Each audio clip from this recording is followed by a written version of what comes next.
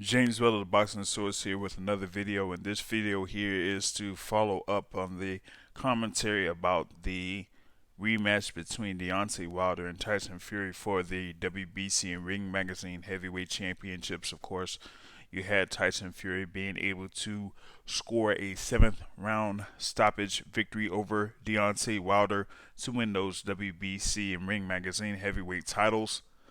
And generally be regarded as the top fighter in the heavyweight division. But this video here is a follow up to what happened around the stoppage. You had referee Kenny Bayless step in to stop the fight as the towel was thrown in by Mark Breland, the chief second for Deontay Wilder. And that has been a topic of conversation over the past 20 or so hours after the fight. You had Mark Breland, being a former Olympian, decorated amateur, been a pro, that has been in the corner of Deontay Wilder for a long time. And he didn't necessarily want to have the fight continue with Deontay Wilder being beaten the way that he was beaten. Now, immediately after the fight was stopped, you had Deontay Wilder, be very upset about that and, talk to Mark Breland to a certain extent about it. You've seen what he said to Bernardo Osuna, I think it was Bernardo Osuna, after the fight, saying that he wanted to go down on his shield.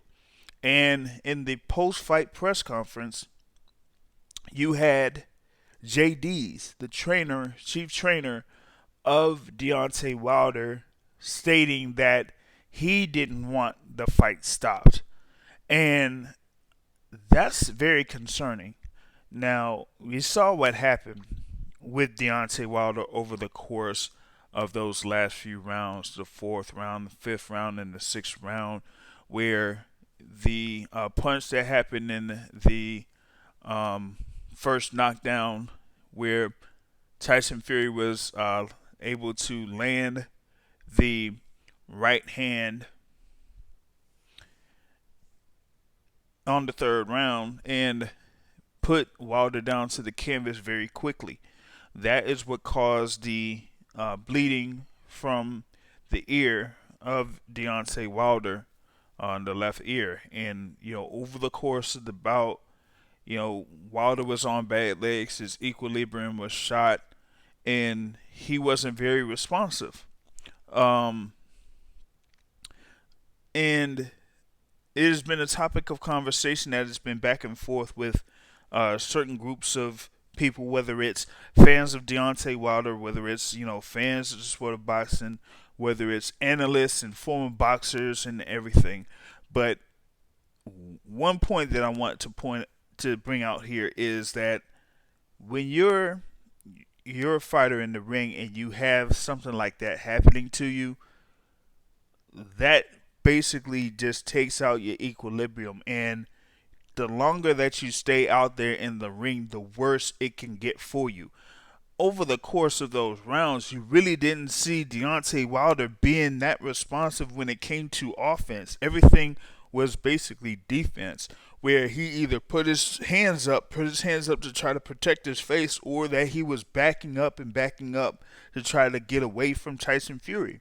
But nothing to where he would be able to stand his ground and sit on his punches and try to throw back at Tyson Fury. Everything was coming from Tyson Fury in the stance where I think from CompuBox statistics that Deontay Wilder only landed 55 total punches, if I'm not mistaken.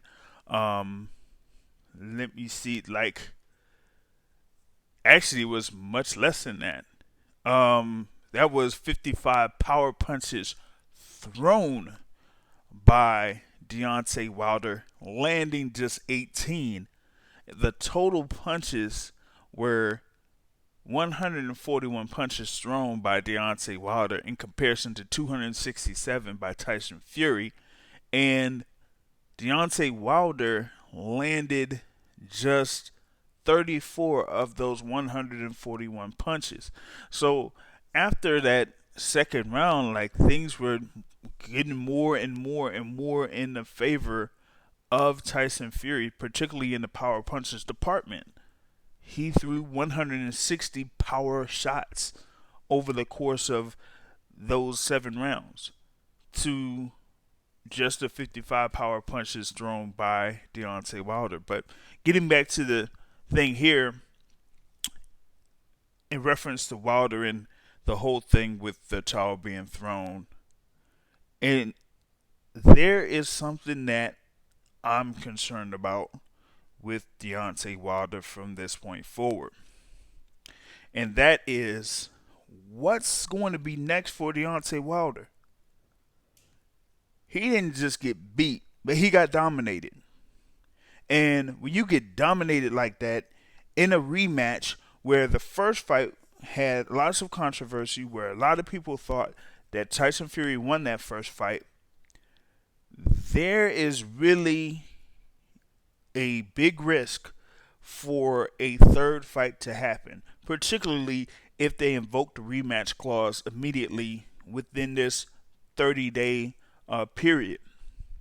Now, this was brought up in the podcast that happened earlier, but with the fact that, given the fact that Mark Breland was the one that threw in the towel, and given the fact that JD's said that he didn't want the towel to be thrown in, and that Deontay Wilder didn't want to have them stop the bout, that's a concern. That could mean that there would be a conflict between Deontay Wilder and JD's and Mark Breland.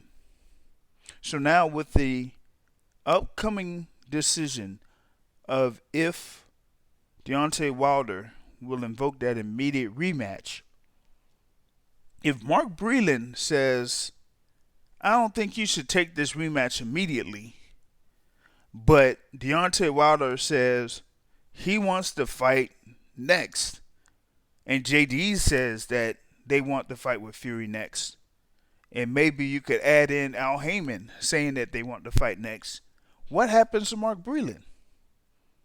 Will they drop him? That's something that we got to look at.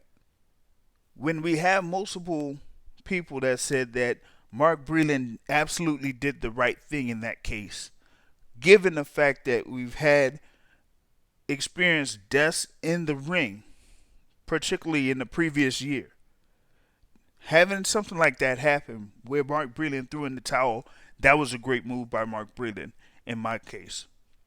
But now with JD saying what he's saying, Deontay Wilder saying what he's saying, we got to see here if they're going to invoke that immediate rematch. And if they do, if Mark Breland is against it, then something might happen to Mark Breland.